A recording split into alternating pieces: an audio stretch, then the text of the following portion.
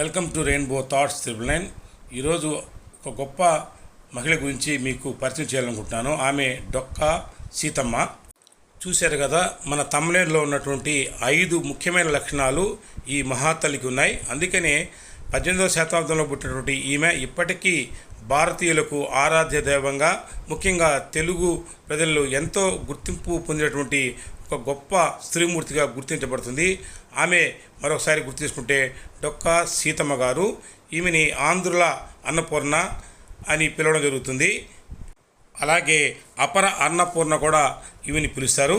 దీనికి గల కారణం, ఆమె అతి చిన్న వయసులోనే వివాహం అయినప్పటికీ అప్పటి నుంచే ఈ తల్లి అన్నపూర్ణగా పిలువబడేది. అందుకు కారణం, తన ఊరు పరిసర ప్రాంతాల్లో ఆకలి అన్న వాళ్ళు, అలాగే తన ఇంటికి వచ్చిన వారికి ఎవరికైనా కూడా కుల, మత, ప్రాంతీయ, వర్గ భేదాలు లేకుండా అందరికీ భోజనం వడ్డించి పెట్టినటువంటి తల్లి ఈమె. చనిపోయేంత వరకు కూడా ఆంధ్రులకు ఆహారాన్ని అందించినటువంటి మహా గొప్ప వనిత. అందుకే ఈమె గురించి నేను వీడియో చేస్తున్నాను. ఈ మధ్య కాలంలో మన రాష్ట్ర ప్రభుత్వం కూడా ఈమె యొక్క గొప్పతనాన్ని గుర్తించి ఆమె పేరు మీద అనేక పథకాలను ప్రవేశపెట్టడం జరుగుతుంది. వాటి గురించి కూడా మీకు తెలియజేయాలనుకుంటున్నాను. ఖచ్చితంగా ఈ వీడియో ఆమె గౌరవార్థం చివరిదాకా చూస్తారని ఆశిస్తున్నాను. అలాగే కనీసం ఒక 4-5 కన్నా దీన్ని ఫార్వర్డ్ చేస్తారని కోరుకుంటున్నాను. Thank you. వీడియో చివరిదాకా చూడండి. సీతమ్మ గారి జీవిత చరిత్రను పరిశీలిస్తే, ఈమె 1841 సంవత్సరంలో రాజమండ్రిలోని మండపేటలో జన్మించింది. ఈమె తండ్రి పేరు అనుపిండి భవానీ శంకర్, అలాగే ఈమె తల్లి నరసమ్మ గారు. ఈమె చిన్న వయసులోనే తన తల్లిని కోల్పోవడం జరిగింది. అయితే ఈమె చిన్న వయసు నుంచి కూడా ఎంతో హైందవ భక్తిపరురాలు, వైష్ణవ భక్తిపరురాలని చెప్పుకోవచ్చు. ఈమె చిన్న వయసు నుంచి కూడా గొప్ప లక్షణాలు కలిగినటువంటి స్త్రీ. ఈమె యొక్క గొప్పతనాన్ని ఆనాడే చుట్టుపక్కల గ్రామస్తులు కూడా ఎంతో గొప్పగా చెప్పుకున్నట్లుగా మనకు తెలుస్తూ ఉంది. ముఖ్యంగా ఒక ఉదాహరణ తీసుకోవచ్చు. ఈమె తన తండ్రి వద్ద పెరుగుతున్న సమయంలో తన 13వ ఏట తన ఇంటికి వచ్చేటువంటి అతిథుల్ని ఆమె ఎంతో గౌరవించేది.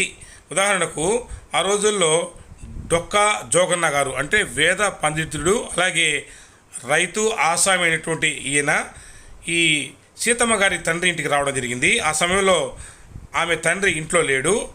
అయినప్పటికీ ఈమె డొక్కా జోగన్న గారికి మంచి ఆతిథ్యాన్ని అందించి మంచి భోజనాన్ని పెట్టి ఎంతో గొప్పగా ఆదరించింది. ఈ యొక్క గొప్పతనాన్ని గుర్తించినటువంటి డొక్కా జోగన్న గారు ఇంటికి వెళ్ళిన తర్వాత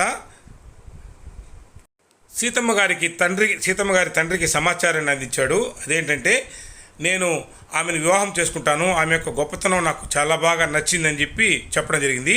అయితే అప్పటికే ఆయనకి వివాహం జరిగి భార్యని కోల్పోయినారు. అయినప్పటికీ ఈ జోగన్న యొక్క గొప్పతనాన్ని గుర్తించినటువంటి సీతమ్మ తండ్రి ఆయనకు ఆమె యొక్క 13వ ఏట ఈమెనిచ్చి వివాహం చేయడం జరిగింది. తర్వాత విషయాలు నేను మీకు వివరిస్తాను, గమనిస్తూనండి. ఇప్పుడు మనం చూస్తున్న కవితలన్నీ కూడా సీతమ్మ గారి గురించి ప్రస్తుతము, అలాగే ప్రాచీన కాలంలో 100 సంవత్సరాల క్రితం రాసినటువంటి గొప్ప గొప్ప కవితలు. వాటిలో కొన్ని మాత్రమే మీకు అందిస్తున్నాను, చూడండి. డొక్కా జోగన్న గారితో వివాహం అయిన తర్వాత ఈమె లంకల గన్నవరం అంటే అత్తగారింటికి రావడం జరిగింది. ఇక్కడికే ఈమెకి అత్యంత పేరు ప్రఖ్యాతులు రావడం జరిగింది. ఈ గ్రామం నుంచే ఆమె సేవా కార్యక్రమాలని మొదలుపెట్టింది. ఈ గ్రామంలోనే ఆనాడు కేవలం కట్లు పొయ్యి మీద కొన్ని వందల మందికి, వేల మందికి ఆహారాన్ని వండిపెట్టినటువంటి గొప్ప స్త్రీ. అన్నం పరబ్రహ్మ స్వరూపం అనేటువంటి సూత్రాన్ని అనుసరించి తన ఇంటికి ఎవరు వచ్చి అమ్మ ఆకలిస్తుందంటే అది ఎంత అర్ధరాత్రి అయినా అపరాత్రి అయినా ఈమె అన్నం వండిపెట్టేది. ఇప్పుడు చూస్తున్న అబ్బాయి ఆమె 7వ తరం మనవడు. ఈయన గురించి కూడా మీకు నేను చివరిలో వివరిస్తాను, గమనించండి. ఈమె తన ఆస్తులన్నీ కూడా కేవలం సమకాలీన ప్రజలకు ఆహారాన్ని అందించడం కోసంగా వెచ్చించింది.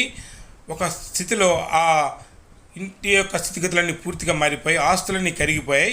భర్త కూడా ఇక ఈ యొక్క ఉచితాహార పథకాన్ని ఆపేయమని చెప్పడం జరిగింది. అయినప్పటికీ ఈమె లేదు, ఈ ఆహార పథకాన్ని నేను ఆపను, మహావిష్ణువు గారి సంకల్పంతో పెట్టినటువంటి భోజనం ఆయనే దీన్ని ఆదుకుంటాడని చెప్పడం జరిగింది. అలాగే ఆమె భర్త వ్యవసాయం చేస్తున్నప్పుడు ఆమె పొలంలో నిధి కూడా దొరికినట్టుగా మనకు చరిత్ర చెబుతుంది. ఆ తర్వాత కూడా ఆ నిధి ఆధారంగా ఆమె కొన్ని లక్షల మందికి ఆహారాన్ని స్వయంగా వడ్డించి అందించేట్టుగా తెలుస్తుంది. మరొకసారి గుర్తు చేసుకోవాలి, ఎలాంటి కుల మత ప్రాంతీయ భేదాలు లేకుండా అందరికీ ఈమె భోజనాన్ని అందించినట్టుగా తెలుస్తుంది. ఇప్పుడు మనం చూస్తున్న ప్రదేశం అంతా కూడా సీతమ్మ గారి యొక్క లంకల గన్నవరం, అలాగే మండపేటలో ఆమె జన్మించిన స్థలం రెండు కలిపిన ఊర్లవి, రెండు ఊర్లు, రెండు ఇళ్ళవి. ఇది మాత్రం తన భర్త గారి ఊరైనటువంటి లంకల గన్నవరంలో ఆమె నివసించినటువంటి ప్రదేశం. ఆ ఇళ్ళన్నీ కూడా మనం చూస్తున్నాము. ఇక్కడ మనం ముఖ్యంగా గమనించాల్సిన విషయం ఏంటంటే, ఈమె యొక్క ఈ అన్నదాన గొప్పతనాన్ని తెలుగు రాష్ట్రాలు, ఆనాడు రాజమండ్రి, ఇప్పుడు పిలువబడుతున్నటువంటి కోనసీమ జిల్లా, ఇవన్నీ కూడా ఆమె పేరు ప్రఖ్యాతులు ఎంతో సంపాదించాయి. కొన్ని కోట్ల మంది ఈ డొక్కా సీతమ్మ గురించి చర్చించుకోవడం జరిగింది. ఆమె ఖ్యాతి ఆంధ్ర, రాయలసీమ, కోస్తా, మద్రాసు రాష్ట్రాలే కాకుండా భారతదేశం అంతా కూడా డొక్కా సీతమ్మ గురించి చర్చించుకునే స్థాయికి ఈమె తన సేవలు అందించడం జరిగింది. ఈమె యొక్క గొప్ప సేవ తత్పరతను గుర్తించినటువంటి నాటి బ్రిటిష్ ప్రభుత్వము స్వయంగా డొక్కా సీతమ్మని అభినందిస్తూ మద్రాస్ ప్రెసిడెన్సీ నుంచి అనేక ఉత్తరాలు రాయడం జరిగింది. ఆమె యొక్క గొప్పతనాన్ని గురించి ఉత్తరాలు రాయడం జరిగింది. అలాగే ఈమె యొక్క ఈ ఆహారాన్ని స్వయాన సర్ ఆర్థర్ కాటన్, ఆయన గురించి మనకు తెలుసు. మన రాష్ట్రంలో మొట్టమొదటిసారిగా డ్యాము నిర్మించినటువంటి ఘనత ఆయనకు ఉంది. ఆయన కూడా స్వయంగా ఆమె ఇంటికి వచ్చి భోజనం చేసినట్టు కూడా మనకు స్పష్టంగా తెలుస్తుంది. ఇప్పుడు మనం చూస్తున్న ప్రదేశాలన్నీ కూడా డొక్కా సీతమ్మ గారి భర్త గారు, అలాగే అత్తగారి ఇల్లు. దీంట్లో ఆమె నివసించిన ప్రదేశాలు, ఆమె తిరుగాడిన ప్రదేశాలు, ఆమె కూర్చున్న కుర్చీ, ఇవి అలాగే ఆమె బంధువర్గం యొక్క ఫోటోలు, అవన్నీ కూడా మీకు నేను చూపిస్తున్నాను చూడండి. సో ఈ కుర్చీలోనే ఒక ఫోటో ఉంది. ఈ ఫోటో యొక్క ప్రత్యేకతను కూడా మీకు తొందరలో చెప్తాను. చాలా ముఖ్యమైన ఫోటో ఇది. ఎందుకంటే బ్రిటిష్ ప్రభుత్వము స్వయంగా డొక్కా సీతమ్మ గారి యొక్క ఫోటోని పంపించమని అడగడం జరిగింది. ఆ కుర్చీలో మనం చూసిన ఫోటోని అప్పటి చిత్రకారులు ఆమెను కూర్చోబెట్టి ఫోటో తీసి మరీ బ్రిటిష్ వారికి పంపడం జరిగింది. దాని గురించి కూడా మీకు కొన్ని క్షణాల్లో చెప్తాను. సీతమ్మ గారు నివసించినటువంటి ఆ ఇల్లు చూడడం కూడా ఎంతో పుణ్యమని నేను భావిస్తున్నాను. అలాగే ఇప్పుడు మనం చూస్తున్న ఫోటోలు ఆమె పూర్వీకులు, ఆమె తదనంతరం ఆమె వంశీకుల యొక్క ఫోటోలు అక్కడ ఏర్పాటు చేయడం జరిగింది. ఇవి ఆమె స్వయంగా వాడినటువంటి రోలు, అలాగే ఇతర వంట సామాగ్రి అంతా కూడా ఇక్కడ మనం చూపిస్తున్నాము. అయితే దురదృష్టవశాత్తు చాలా వస్తువులు మిస్ అయినాయని చెప్పి అక్కడ తెలుస్తుంది. ఆమె వాడినటువంటి చెక్క బీరువా, అలాగే ఆమె లంకల గన్నవరంలో ఆమె స్వయాన చేసినటువంటి ఈ బావి కూడా మనం స్పష్టంగా చూస్తున్నాము. ఇప్పటికీ కూడా ఆ బావిలో జలం చాలా బాగా ఉన్నట్టుగా అక్కడ స్థానికులు చెప్పుకోవడం జరిగింది. గమనించండి. ఈమె గొప్పతనాన్ని గుర్తించినటువంటి నాటి బ్రిటిష్ ప్రభుత్వం ముఖ్యంగా మద్రాస్ ప్రెసిడెన్సీ నుంచి ఆమెను ప్రశంసిస్తూ ఉత్తరాలు రాయడం జరిగింది. ఇప్పుడు మనం చూడబోతున్నటువంటి ఆ యొక్క ప్రశంసా పత్రం ఇదే. ఇక్కడ ఒక ముఖ్య విషయాన్ని గమనించాలి. ఈ ప్రశంసా పత్రం ఇచ్చిన తర్వాత బ్రిటిష్ రాజు అయినటువంటి ఎడ్వర్డ్ 7 ఆయన యొక్క ప్రమాణ స్వీకారానికి ఈమెని ఢిల్లీకి రమ్మడం కోరడం జరిగింది. అయితే ఈమె అక్కడికి పోలేని పరిస్థితుల్లో కనీసం ఆమె ఫోటోనైనా పంపమని అడగడం జరిగింది.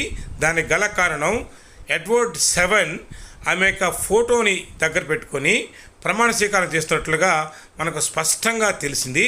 నిజంగా ఒక బ్రిటిష్ రాజు మన భారత చిన్న స్త్రీ అటువంటి డొక్కా సీతమ్మ గారి యొక్క ఫోటోని తన ప్రమాణ స్వీకార సమయంలో ఒక కుర్చీలో పెట్టుకొని ఆ ఫోటో ఎదురుగా ఆయన ప్రమాణ స్వీకారం చేశారంటే డొక్కా సీతమ్మ గారి యొక్క గొప్పతనం ఎంతో మనం ఒకసారి గమనించాలి. ఇప్పుడు మనం చూస్తున్న బ్రిటిష్ రాయల్ ప్యాలెస్లో ఇప్పటికీ డొక్కా సీతమ్మ గారి ఫోటో ఉన్నట్లుగా మనకు మాజీ స్పీకర్ అయినటువంటి బాలయోగి గారు ఆయన యొక్క పుస్తకంలో వ్రాయడం జరిగింది. ఈమె గొప్పతనాన్ని ఆధునిక ఆంధ్ర ప్రభుత్వాలు కూడా ఎంతో గుర్తించాయి. ముఖ్యంగా 2000 సంవత్సరంలో నాటి ముఖ్యమంత్రి ఈమె పేరు మీద కొన్ని గొప్ప కట్టడాలు నిర్మించడం జరిగింది. కొన్ని టీవీ ప్రసారాలను కూడా మీకు నేరుగా వివరిస్తాను, చూడండి. అప్పటి ముఖ్యమంత్రి చంద్రబాబు అక్విడక్ట్ ను ప్రారంభించారు. ప్రాథమిక పాఠశాల పాఠ్య పుస్తకాల్లోనూ సీతమ్మ చరిత్ర చేరింది. ఇప్పుడు కూటమి ప్రభుత్వం పాఠశాలలో మధ్యాహ్న భోజన పథకానికి డొక్కా సీతమ్మ పేరు పెట్టడంపై అభినందనలు వెల్లువెత్తుతున్నాయి. ఈ పథకం ద్వారా సోమవారం నుంచి శనివారం వరకు ఈ పిల్లల యొక్క మెనూ కూడా స్పష్టంగా ప్రస్తుత ప్రభుత్వం చెప్పడం జరిగింది. ఇది చాలా గొప్ప విషయం. ఇప్పటికీ అనేక రాజకీయ పార్టీలు ఆ పేరు మీద ఈ యొక్క ఉచిత అన్నదానం చేయడం ఎంతో గొప్ప విషయం. ఈ విషయాన్ని ఆమె వంశీకులు ఎంతో ఆనందపడుతున్నారు, చూడండి. కూడా ఆవిడ వచ్చిన వాళ్ళకి ఎవరైనా సరే మాతో పాటే మేము అన్నదాన కార్యక్రమం చేస్తున్నాం. అయినా పవన్ కళ్యాణ్ గారు గత ఎలక్షన్ క్యాంపెయిన్లో వచ్చినప్పుడు ఒక్క సీతమ్మ పేరు పెడతామని చెప్పేసి ప్రతిపాదన చేశారు. వారికి ధన్యవాదాలు చెప్తూ ఈ రోజున చంద్రబాబు నాయుడు గవర్నమెంట్లో మధ్యాహ్న భోజన పథకానికి బడి పిల్లలకి డొక్క సీతమ్మ గారి పేరు, మధ్యాహ్న భోజన పథకానికి డొక్కా సీతమ్మ పేరు పెట్టి మధ్యాహ్న భోజన పథకం అని చెప్పిన పేరు పెట్టారు. నారా చంద్రబాబు నాయుడు గారికి, పవన్ కళ్యాణ్ గారికి, లోకేష్ బాబు గారికి ధన్యవాదాలు చెప్తున్నాం మా కుటుంబం తరఫున. ప్రస్తుత మన ముఖ్యమంత్రి పవన్ కళ్యాణ్ గారు 2021లోనే ఈమె గురించి గొప్పగా చెప్పాడు, చూడండి. విధానంలో చెప్పాను తప్ప డొక్కా సీతమ్మ గారి పేరు పెట్టి ఇంకొకరు ఎవరో డొక్కా సీతమ్మ గారి శిబిరాలు పెట్టాలంటే ఒక జనసేన నాయకులే కాకుండా అన్ని చోట్ల ఉన్న నా అభిమానం మాట ఒకటి అడిగాను, అన్నా గారి క్యాంటీన్తో పాటు డొక్కా సీతమ్మ గారి క్యాంటీన్ రావాలి. అన్నా క్యాంటీన్లు ప్రారంభిస్తున్నప్పుడు దాంట్లో కొంత భాగం డొక్కా సీతమ్మ గారి క్యాంటీన్లు కూడా ఉంటాయి. దేనికి పెట్టుకోవాలి డొక్కా సీతమ్మ గారి? ఎందుకంటే అసలు మనకి ఈ రోజున ఒక పూట భోజనం పెట్టడానికి హోటల్లో పెట్టేయచ్చు, కొని పెట్టేయచ్చు. ఆ రోజుల్లో కట్టెలతో వండాలి, వర్షాలు, అలాంటి సమయంలో ఆవిడ కూర్చొని అమ్మ సీతమ్మ ఆకలి అంటే కూర్చోబెట్టి అన్నం వండి పంపించే, లంకల దగ్గరికి వెళ్ళి కూడా ఆవిడ చేసేదంటే అలాంటి విలువలున్న మనుషులు మనం గుర్తు తెచ్చుకోకపోతే. చూశారు కదా, బ్రిటిష్ రాజుల చేత గౌరవించబడి భారత జాతికే గొప్ప పేరు సాధించినటువంటి మన తెలుగు తల్లి అపర అన్నపూర్ణ గారికి ఆమె గొప్పతనాన్ని వివరించినందుకు నేను ఎంతో ఆనందపడుతున్నాను. Thank you very much. ఈ వీడియో చివరి దాకా చూసినందుకు ఖచ్చితంగా ఈ వీడియోని లైక్ చేయండి, మీ ఫ్రెండ్స్కి షేర్ చేయమని కోరుతున్నాను. Thank you.